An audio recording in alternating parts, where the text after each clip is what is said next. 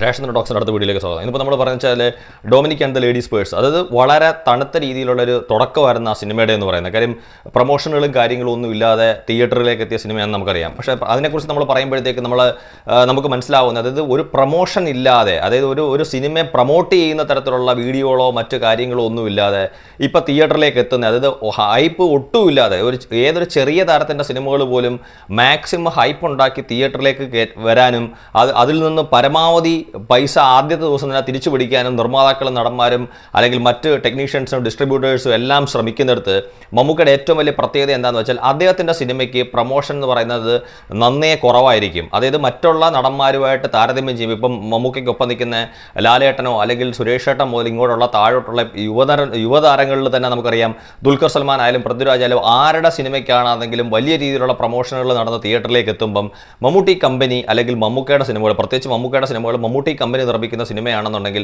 അതൊരു പ്രൊമോഷൻ വളരെ വളരെ വളരെ ചെറിയ രീതിയിലായിരിക്കും അതിൻ്റെ പ്രൊമോഷൻ. ഇപ്പോൾ ഈ സിനിമയ്ക്ക് തന്നെ ഈ സിനിമയുടെ റിലീസിന് മുമ്പ് കാര്യമായിട്ടുള്ള ഒരു പ്രൊമോഷനും നമ്മൾ കണ്ടില്ല.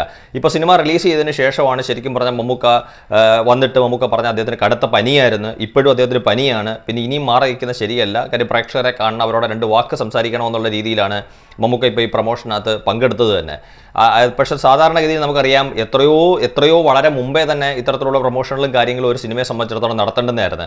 അപ്പോൾ അതൊക്കെ കഴിഞ്ഞിട്ട് നമ്മളിപ്പോൾ ഇതിലേക്ക് വരുമ്പോഴത്തേക്ക് ഇന്നലെ ശരിക്കും പറഞ്ഞാൽ ബുക്ക് മൈ ഷോയിൽ തന്നെ ഞാൻ ഇന്നലെ സ്ക്രീൻഷോട്ട് എടുത്തിട്ട് പ്രത്യേകിച്ചൊരു വീഡിയോ ചെയ്തിട്ടുണ്ടായിരുന്നു. അതായത് കേരളത്തിലെ പ്രമുഖമായിട്ടുള്ള തിയേറ്ററുകൾ, പ്രത്യേകിച്ച് ഹൈ കപ്പാസിറ്റി തിയേറ്ററുകളെല്ലാം ഇന്നലത്തെ ഫസ്റ്റ് ഷോയ്ക്കും സെക്കൻഡ് ഷോയ്ക്കും ഉണ്ടായിരുന്ന ഒരു തിരക്കും. അപ്പോൾ അതിൻ്റെ തന്നെ ഒരു ബുക്ക് മൈ ഷോയ്ക്കകത്തുനിന്ന് എടുത്തിരിക്കുന്ന ഒരു സ്ക്രീൻഷോട്ട്, അതായത് ഓൾമോസ്റ്റ് പൂർണ്ണമായിട്ടും ഫുള്ളുമായിട്ടുള്ള ഹൗസ്ഫുള്ളായിട്ടുള്ള അതിൻ്റെ ഒരു സ്ക്രീൻഷോട്ടുകൾ എടുത്ത് നമ്മൾ പങ്കുവെക്കുകയുണ്ടായി. അപ്പോൾ ആ കൂട്ടത്തിൽ ഞാൻ ഇന്നലെ വിട്ടുപോയ ഒരു കാര്യം പിന്നീടാണ് ഞാൻ ശ്രദ്ധിക്കുന്നത്. ഞാൻ ചെന്നൈ എടുത്ത് നോക്കുന്ന സമയത്ത് ശരിയാണ്, തമിഴ്നാട്ടിലെ ഒരുപാട് ഹിറ്റ് സിനിമകൾ സൃഷ്ടിച്ചിട്ടുള്ള ഗൗതം വാസുദേവ മേനോൻ്റെ സിനിമയാണ്. പക്ഷേ ഒരു ആക്ടറും ഒരു ഡയറക്ടർക്കും അല്ലെങ്കിൽ അതിൻ്റെ എല്ലാ ടെക്നീഷ്യൻസിനും ഒരു സിനിമയുടെ വിജയത്തിനകത്ത് പ്രധാനപ്പെട്ട പങ്കുണ്ടെന്ന് പറയുന്നത് പോലെ തന്നെ ഗൗതം വാസുദേവ മേനോൻ്റെ സിനിമയെ ആയിക്കോട്ടെ, ഏത് തരത്തിലായാലും ശരി, തമിഴ്നാട്ടിൽ ഇന്നലെ സത്യത്തിൽ അതിൻ്റെ ഒരു ഫസ്റ്റ് ഷോ സെക്കൻഡ് ഷോയുടെ ഇത് ഞാൻ നോക്കുന്ന സമയത്ത് എല്ലാം ഫുള്ളാണ് തമിഴ്നാട്ടിൽ. അതായത് എത്ര ഷോ തമിഴ്നാട്ടിൽ പ്രദർശിപ്പിക്കുന്നുണ്ടോ അത്രയും ഷോയും അവിടെ ഒരു ഫുള്ളായിട്ടാണ് നമുക്ക് കാണാൻ സാധിക്കുന്നത്. ഇതൊക്കെ എന്നൊക്കെ നമ്മൾ പറഞ്ഞു കഴിഞ്ഞാൽ ആ സിനിമയ്ക്ക് ഒരു അന്യ സംസ്ഥാനത്തുണ്ടാവുന്ന ഇത്രയും വലിയൊരു തിരക്ക് കേരളത്തിന് പുറമെ തമിഴ്നാട്ടിലും, എനിക്കൊന്ന് ഹൈദരാബാദ് പോലുള്ളിടത്ത് ആ സിനിമ റിലീസ് ചെയ്തിട്ടില്ല, എന്താണെന്ന് അറിയത്തില്ല, അവിടെ റിലീസ് ചെയ്തിട്ടില്ല. എനിക്ക് പ്രധാനമായിട്ടും കേരളത്തിലും തമിഴ്നാട്ടിലുമാണ്. തമിഴിൽ തന്നെയാണോ അതോ മലയാളം തന്നെയാണോ അവിടെ പ്രദർശിപ്പിക്കുന്നതെന്ന് അറിയത്തില്ല. ഏതായാലും അവിടെ ഒട്ടുമിക്ക ഷോകളും ഇന്നലെയും ഇന്നും ഒക്കെ ഫുള്ളായിട്ടാണ് കാണുന്നത്.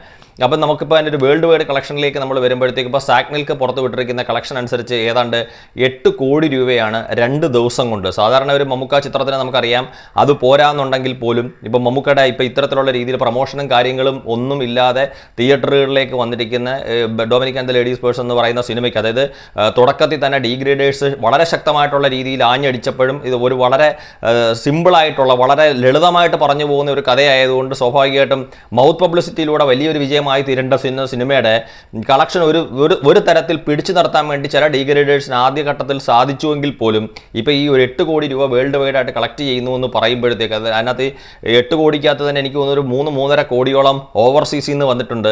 അപ്പം ഈ സ്വാഭാവികമായിട്ടും ഒരു 2 ദിവസം കൊണ്ട് 8 കോടിയിലേക്ക് വരുന്ന ഡൊമിനിക്കിനെ സംബന്ധിച്ചിടത്തോളം ഇപ്പോൾ അതിൻ്റെ ഒരു മുടക്ക് മുതൽ നമുക്കറിയാം ഏതാണ്ട് 6-7 കോടി രൂപയാണ് അതിൻ്റെ ഒരു മുതൽ മുടക്കെന്ന് പറയുന്നത്.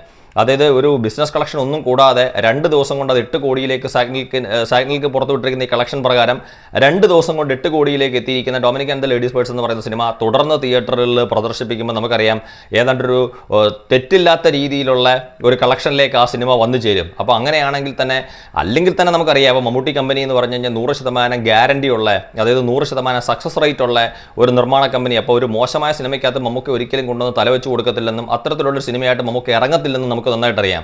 അപ്പോൾ എന്തായാലും അതിപ്പോൾ തിയേറ്ററിൽ നിന്ന് തന്നെ അതിൻ്റെ മുതൽ മുടക്കിൻ്റെ ഇരട്ടി ലാഭം തിയേറ്ററിൽ നിന്ന് തന്നെ അത് തിരിച്ചു പിടിക്കുന്നത്, അതായത് ബിസിനസ് കളക്ഷൻ ഒന്നും കൂട്ടാതെ തന്നെ Dominic and the ladies purse എന്ന് പറയുന്ന സിനിമ ഒരു വലിയ വിജയമായി തീരുമെന്ന് നമുക്കറിയാം.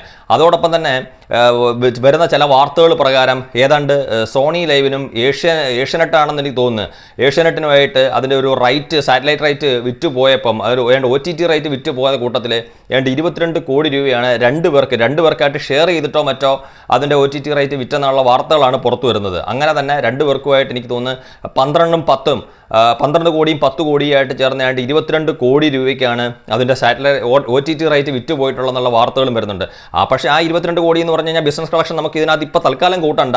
തിയേറ്ററിൽ നിന്ന് തന്നെ വലിയ രീതിയിലുള്ള ഒരു വിജയത്തിനുള്ള കളക്ഷൻ തിയേറ്ററിൽ നിന്ന് തന്നെ തിരിച്ചു പിടിക്കുമെന്നുള്ളതിൻ്റെ സൂചനയാണ് നമുക്കിപ്പോൾ തിയേറ്ററിൽ നിന്ന് കാണാൻ സാധിക്കുന്നത്.